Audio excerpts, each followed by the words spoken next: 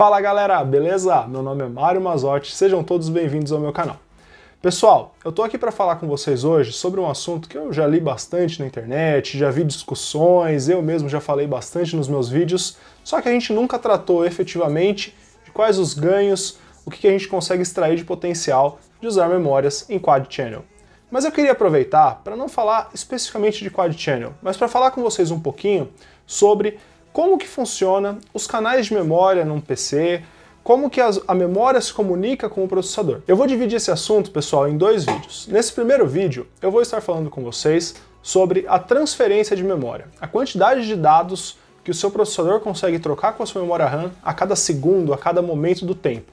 No próximo vídeo, eu vou falar um pouquinho sobre latência. Eu já falei em outros vídeos meus sobre ajustar a latência da memória RAM para ganhar mais desempenho e qual que é o impacto de você diminuir as latências da sua memória em jogos e em aplicações de produtividade. Vou inclusive deixar o link aqui para vocês, se vocês quiserem conferir os vídeos que eu já falei um pouquinho sobre esse assunto.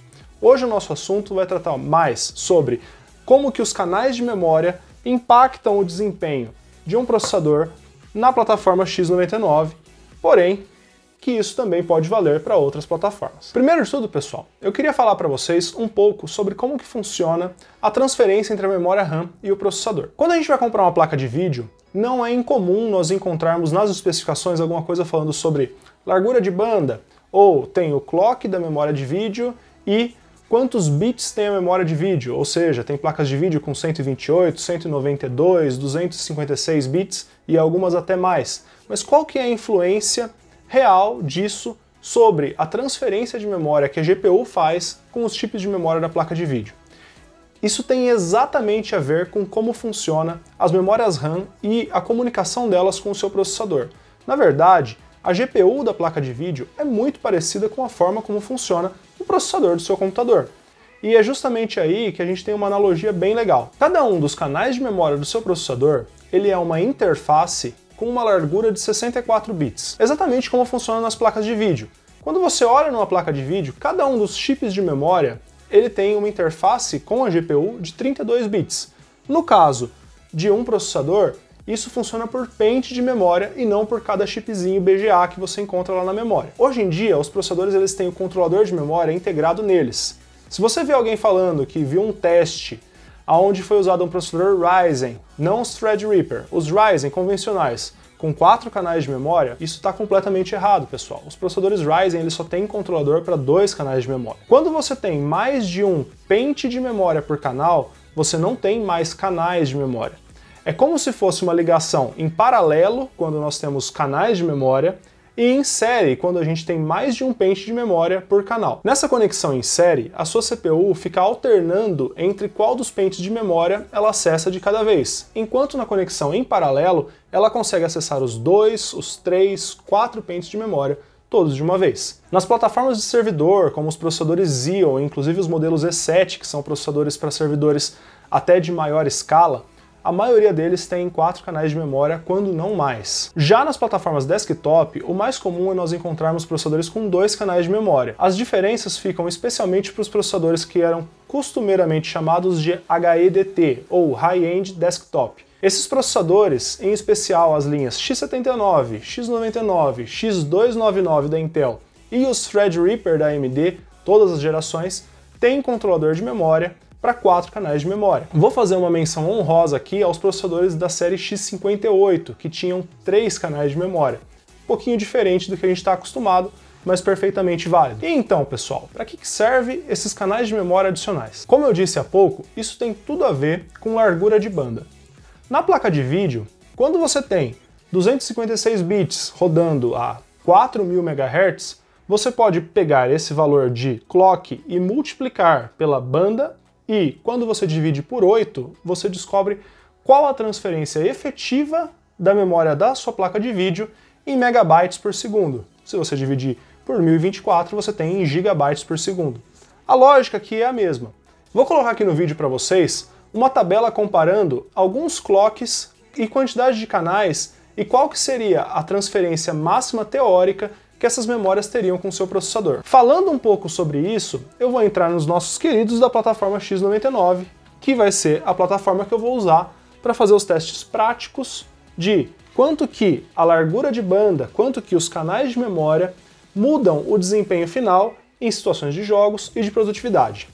Eu tenho aqui, pessoal, e esse aqui vai ser nosso test bed, a minha Anansi F8, uma Radeon RX 5600 XT. Estou aqui com um 2620 V3, um Xeon E5 2620 V3, 4 pentes de memória de 8 GB da Gloway Type Beta, que vão estar rodando nos clocks máximos dos processadores que eu vou testar.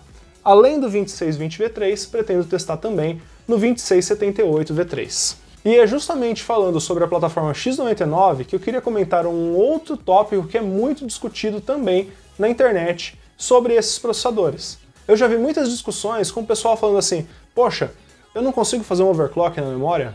A memória desses processadores roda muito devagar. Pessoal, aí é que tá. Se você tem uma placa-mãe com suporte a Quad Channel, a banda efetiva de memória é como se você tivesse com um clock muito mais alto. Não faz sentido para esses processadores a necessidade de trabalhar a 3.200 MHz com a memória RAM, porque eles foram desenhados para trabalhar num regime de Quad Channel. É óbvio que a influência prática disso pode ser muito inferior à influência teórica. Quando que a memória se torna gargalo? Quando o processador precisa acessar mais dados e não consegue. Ou seja, existe uma concorrência dentro do processador, todos os núcleos estão lá processando um monte de informação e eles precisam de dados. Os dados estão na memória RAM. Muitas coisas podem influenciar no quanto a banda de memória ou a latência das memórias importa. Por exemplo, alguns tipos de aplicativo podem simplesmente não se importar em ter banda de memória relativamente limitada, porque ele trabalha com conjuntos de dados pequenos e está sempre cabendo na memória cache do processador. Outros tipos de aplicação podem trabalhar com conjuntos de dados muito grandes e não importa para eles se a latência da memória é alta, mas importa que a banda de memória seja alta. Isso varia de processador para processador, de plataforma para plataforma, de aplicativo para aplicativo, e é até comum que alguns aplicativos se beneficiem muito mais de ter a latência mais baixa do que de ter uma banda de memória alta, dependendo da sua plataforma. Um ponto muito interessante para quem tem uma placa-mãe que suporta Quad Channel é que, apesar de não ser muito falado sobre isso, quando você usa 3 pentes de memória ao invés de 2, você está ganhando desempenho. Então, para você que, por exemplo, tem uma placa-mãe igual a que eu cobri no meu último vídeo, a X99K9 da Machinist. Aquela placa, cada um dos slots de memória dela é um canal de memória. Se você inclui um pente a mais de memória, você vai estar ganhando algum desempenho que você não estava conseguindo utilizar porque seu processador podia estar numa situação onde ele não tinha banda de memória suficiente. Portanto, pessoal, eu quero fazer testes nesse vídeo mostrando a diferença de desempenho de Single Channel, Dual Channel, Triple Channel e Quad Channel em jogos e aplicações de produtividade. Eu não vou fazer teste em muitas aplicações porque vai ser um teste muito longo, mas eu vou mostrar aqui pelo menos 2 aplicativos e 2 jogos para vocês entenderem mais ou menos como que pode variar o desempenho pela banda de memória. Pessoal, vamos então aos resultados dos testes. Eu já deixei ali para trás qual que vai ser o nosso test bed, ou seja, a configuração que eu vou estar utilizando na máquina. Eu vou colocar aqui agora para vocês uma tabela onde vocês encontram como que eu dispus as memórias nos momentos dos testes. Para cada um dos testes, Single, Dual, Triple e Quad Channel, eu procurei utilizar a mesma disposição de memórias entre o 2620 V3 e o 2678 V3 e utilizei os timings padrão que a Anansi F8 seta para eles, com exceção do Command Rate que eu diminuí de 3T para 1T. A suíte de benchmarks que eu vou utilizar, eu já discuti com vocês em um vídeo e o link dele está aqui em cima para vocês. Como eu disse naquele vídeo, estarei utilizando alguns benchmarks sintéticos e outros benchmarks um pouco mais práticos. O primeiro resultado que eu coletei foi o benchmark do CPU-Z. Olhando os resultados do Single Core, dá para notar que a diferença de desempenho é muito pequena.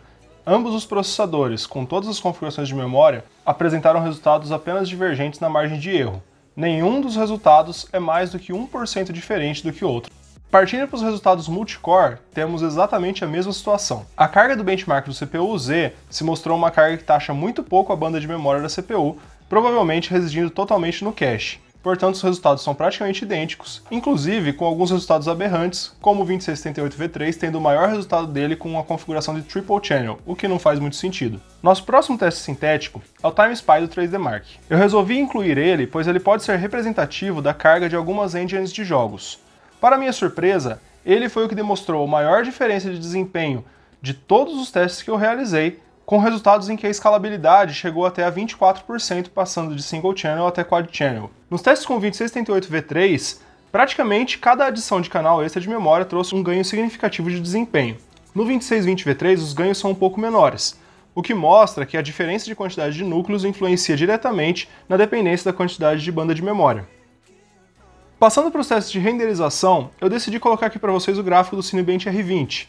Como vocês podem ver, a diferença de resultados é tão pequena, chegando até a empatar alguns testes. Por incrível que pareça, em nenhum teste de renderização que eu executei, a diferença chegou a ser palpável. Eu inclusive estou omitindo os testes do Blender, pois ambos os processadores acertaram no segundo o resultado, não tendo nenhuma diferença entre os resultados do 2678V3 com as 4 configurações de memória e do 2620V3 nas mesmas condições. Passando agora para os jogos, vou começar com Gears of War Tactics. Nos cenários um pouco mais vida real, ficou claro que a diferença de banda de memória deve sim influenciar nos resultados com jogos. Gears of War Tactics tem um cenário onde as decisões da CPU mudam a cada execução do teste. Por isso, o que vocês estão vendo aqui é a média geométrica dos quadros por segundo. O resultado é obtido através da própria ferramenta de benchmark incluso. E como vocês podem ver, de single channel para dual channel há um salto muito grande de desempenho. O mesmo não acontece passando de dual channel para triple ou de triple para quad channel. Apesar disso, há alguns ganhos magros na passagem de dual para triple e de triple para quad channel. Não houve nenhum resultado aberrante, porém os resultados estão bem dentro da margem de erro. Um cenário muito parecido se repete em Shadow of the Tomb Raider, o segundo jogo que eu testei. Os resultados de single para dual channel têm uma diferença muito grande de desempenho. De dual para triple channel e de triple channel para quad channel, os ganhos são bem menores. Apesar de bem óbvio que há sim algum benefício em aumentar a quantidade de canais de memória, dificilmente isso seria algo que você conseguiria mensurar simplesmente jogando o jogo. Apesar dos resultados que eu estou mostrando aqui, algumas CPUs com clock mais alto podem se beneficiar um pouquinho mais desse ganho de desempenho. De qualquer modo, fica bem claro através dos nossos testes que utilizar a CPU em dual channel já é mais do que suficiente para tirar um bom desempenho dela, tendo ganhos cada vez menores conforme vai aumentando a quantidade de canais. Isso significa que você não precisa comprar o seu kit já pensando em utilizar o quad channel. Porém, se você tiver suporte a 4 canais de memória, não parece uma má ideia ao longo do tempo acrescentar mais pentes de memória para ganhar esse pequeno bônus de desempenho no seu processador. Pois é, pessoal, como vocês puderam ver, esse é o impacto do desempenho da quantidade de canais de memória que você está utilizando na sua máquina para o 2620V3 e para o 2678V3. Esses resultados, eles podem ou não ter significatividade dependendo da sua plataforma. Quem tiver, por exemplo, um Ryzen moderno e está usando a memória em single channel, certamente está reduzindo bastante o limite de desempenho do processador. A mesma coisa vale para os Intels modernos. Agora, se você tem um i7 daquela série X79, X99, e eventualmente está usando ele só com 2 canais de memória, vocês já podem entender qual vai ser o ganho que vocês vão ter em usar os 4 canais daquele processador. É óbvio que usar mais canais de memória acaba incumbindo num aumento de valor e no investimento que você vai ter que fazer para a sua plataforma. Afinal, você vai ter que, ao invés de comprar 2 pentes de memória, você vai ter que comprar 3, 4 pentes de memória. Mas fica aqui os resultados para vocês avaliarem quais foram os ganhos e o quanto que pode ser interessante para você. Se você não tem ainda o uso do quad channel e sua placa-mãe suporta, às vezes no futuro você investir, pegar mais um pente de memória, vai ficar com triple, com quad channel e extrair o máximo de desempenho do seu processador. Galera, eu agradeço a todo mundo que ficou aqui comigo nesse vídeo. Vou fazer um próximo vídeo falando agora sobre latência de memória, que é um outro tópico muito importante dessa questão de comunicação do processador com a memória RAM, e eu espero que vocês se inscrevam aqui no canal para não perder esse vídeo. Se vocês tiverem interesse, eu tenho uma comunidade no Telegram e ficaria muito feliz se vocês participassem dela. Nos vemos no próximo vídeo. Valeu!